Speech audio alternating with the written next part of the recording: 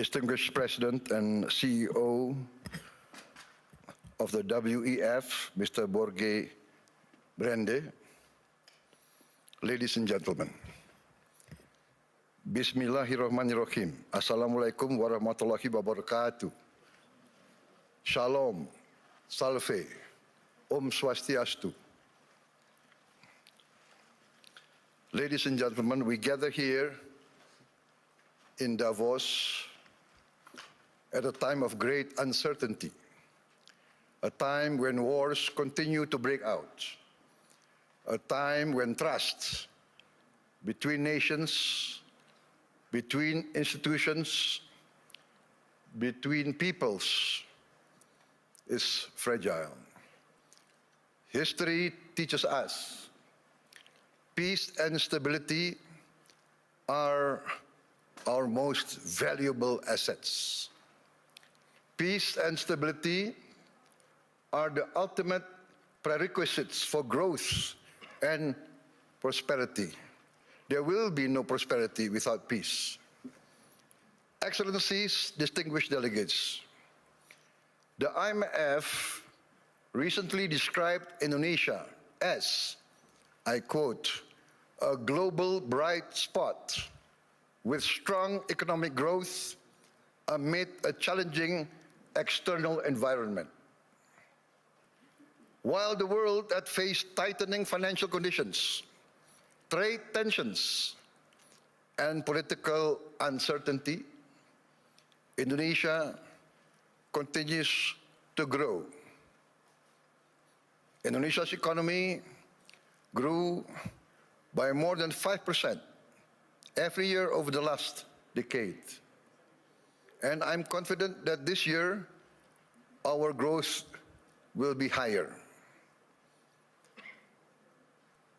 Our inflation remains at around 2%. Our government deficit is now kept below 3% of our GDP. International institutions did not praise us because of unfounded optimism. They did so because of evidence. They recognize that Indonesia's economy is resilient. Our policies have been and will always be well calibrated. Peace and stability in Indonesia over the years did not happen by chance. Peace and stability in my country did not happen by luck.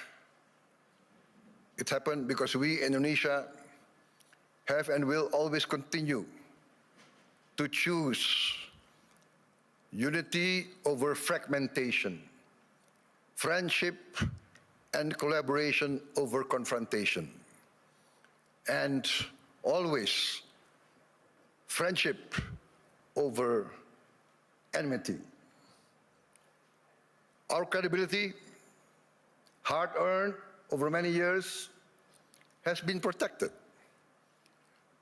Credibility once lost is very expensive to regain. Indonesia, in our history, has never once defaulted on our payments of our debt, not once. Succeeding regimes always pay the debts of the preceding regime. Successive presidents will always honor the debts of the previous administration. Excellencies, distinguished friends, in addition to requiring peace and stability, growth requires statecraft and capital, in particular the efficient allocation and reallocation of capital. That is why last February we established our sovereign wealth fund, Danantara Indonesia. Danantara means the energy to power the future of Indonesia. Danantara is a sovereign wealth fund with $1 trillion in assets under management.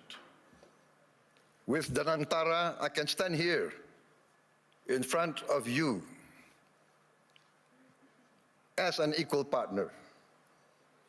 Indonesia is now not only a land of peace and stability. Indonesia now is more and more the land of opportunity. Once again, I mentioned that I am convinced that our growth, the growth of our economy will be significantly surprising to many in the world. With Danantara, Indonesia is now able to be your partners. We will co-invest and grow with you. Danantara is established to finance and co-finance the industries of the future. We are determined to industrialize our country in a significant way. The industries of the future must be executed well and wisely. That is why we built Danantara with strong oversight and institutional responsibility. And we try to find the best executives to direct the leadership of Danantara. Danantara now manages 1,044 state-owned enterprises. We are going to bring this down to around at most 300. We will rationalize, we will get rid of inefficiency. We want the best governance and the best management under international standards. I have allowed Danantara to recruit expatriates, foreign citizens, to be able to lead these companies. We want the best brains and the best minds in the world. This is, in fact, how we run Indonesia now. From our social programs to our efforts to downstream our natural resources, to our efforts to reach self-sufficiency in food and energy. All are now accompanied by strong oversight and capable leaders. In the first 2 months of my administration, we carried out a vigorous efficiency program. We saved $18 billion by stopping inefficient and dubious programs from our budget and redirected these funds to projects that directly improve livelihoods and impact all of society. As a result, on January 6, 2025, we started our free nutritious meals program for pregnant and lactating mothers, infants, and all Indonesian children.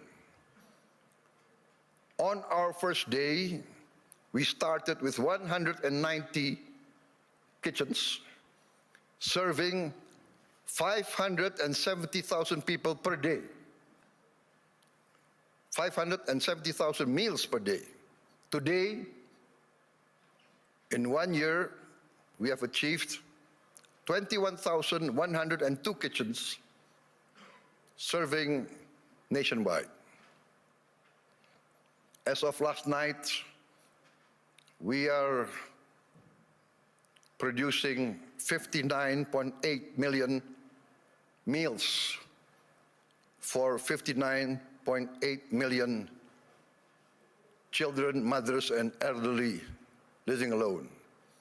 They receive these meals every day.